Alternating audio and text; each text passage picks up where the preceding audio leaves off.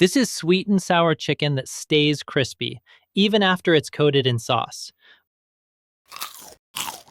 But at home, the coating slides off in the oil, and the crust goes soft the moment the sauce hits. Here's the part most people miss. The fix starts before the sauce and ends with how you toss it off the heat. Get it right, and it stays crispy enough to hear. This is the chicken. I'm using chicken breast, but thigh works too. Cut it into bite-sized pieces. Now we season. Salt, sugar, white pepper, rice wine, and if you like, a little MSG or chicken bouillon powder. Totally optional. Mix until the chicken feels tacky against your hand. That tackiness, it means it's seasoned, and it'll grip the coating. Now, the crust. 3 layers. First, a thin cornstarch slurry. It gives the dry starch something to grab.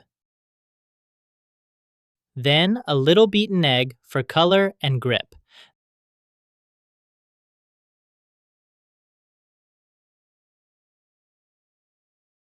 Then dry cornstarch and press it in. Really pack it on. Loose starch falls off, pressed starch becomes a crust. Skip this, leave it loose, and the coating slides right off in the oil. Let me show you. Move 1, press and dampen. First, the mistake. Seasoned chicken rolled straight in dry starch and dropped in. Watch the oil. See that? It's already cloudy. The coating is coming off. And when it comes out, the surface is patchy. The crust never locked on. Now the right way. Start with the chicken pressed tight. Then, dip your fingers in water and flick it over the surface. Just a thin film. Then in it goes. This time, the coating holds, and the oil doesn't cloud up like before. That little bit of water helps lock the starch onto the chicken. The easiest fix for coating that won't stay on. Now we finish the first fry.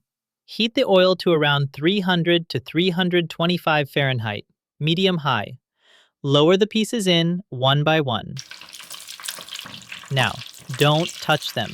Let them set. Moving them too early is how the coating tears. Once they've firmed up, gently push them apart and drop the heat to medium-low. When the pieces float up on their own and turn pale gold, lift them out and set them aside.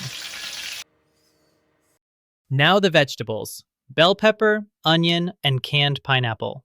Drain the pineapple first. Save the juice for the sweet and sour sauce, and keep the chunks for the wok.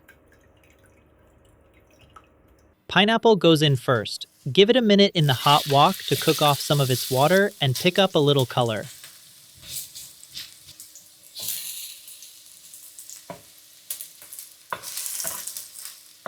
Then the bell pepper and onion, just until they turn glossy and bright.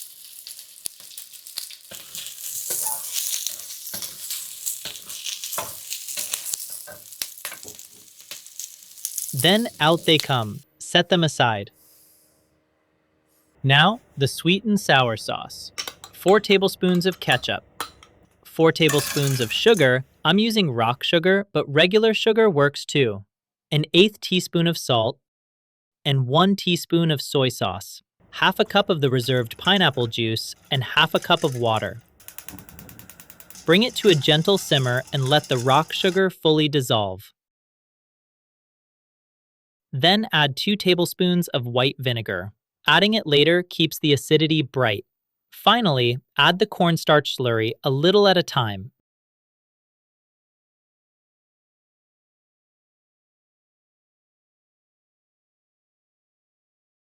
Just until the sauce turns glossy and runs off the spoon in a slow ribbon.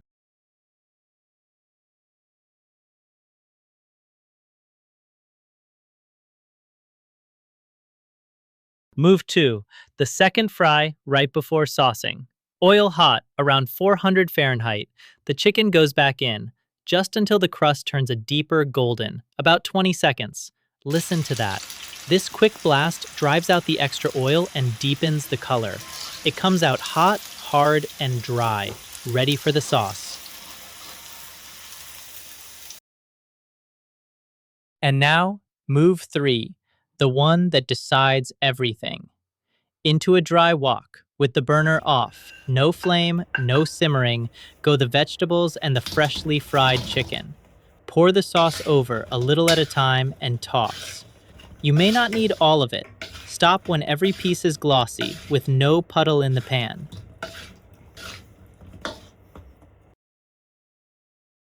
Listen, still crisp, coated, glossy, and it never went soft. Now, here's what happens if you don't. Burner on, chicken left to simmer in the sauce, and before long, the crust soaks it up and turns soft. Heat off, toss fast, coat it, don't soak it. So, a quick rescue list. If your coating fell off in the oil, you skipped move 1. Press it tight and dampen it. If your crust went soft, maybe you skipped the second fry, move 2. Or for move 3, your burner was still on. Coat it off the heat, not in a bubbling sauce. Get these 3 right and you get sweet and sour chicken that's crispy and glossy, better than takeout. If that's the kind of cooking you're into, subscribe and I'll see you in the next one.